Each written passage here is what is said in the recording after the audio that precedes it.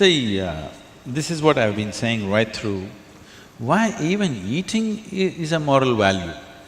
Food is about the body. We must eat what is suitable for this body. But right now you're talking about making food into a habit. I want to tell you, there is no such thing as good habit and bad habit. Habit means you are functioning unconsciously.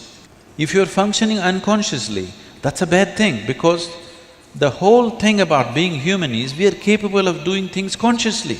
That is the beauty of being human, that we can do everything consciously. What an animal does unconsciously, we can do the same thing consciously. We can eat unconsciously or we can eat consciously.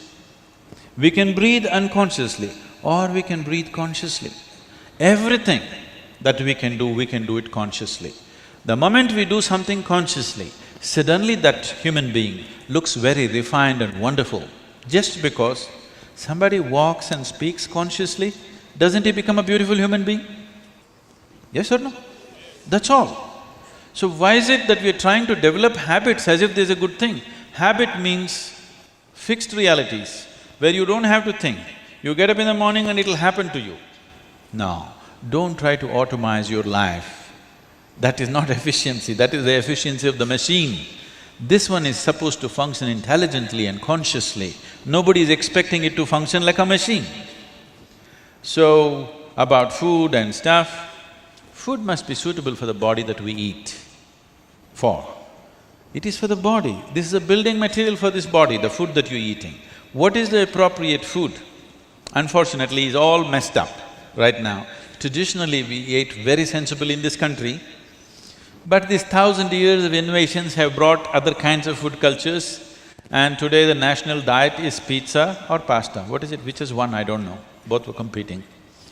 So, we are losing our sense about food. It's definitely time to look at what is the most suitable thing. If I go into that food, it's a very long process, but you must experiment with food, not just by the tongue, but by the body. You eat something today and see, just learn to observe how agile and how active your body feels after eating this food. If it feels like it wants to go to the grave, that's not good food. If it feels like it wants to be alive after eating this, except coffee, because that's a stimulant. If you eat food and your body feels very agile and alive, that means it's good food, body is liking it. If you eat something, it feels dull, that means it's not liking it, it's having difficulty with it, that's why it feels dull. So just on this basis, there's a much…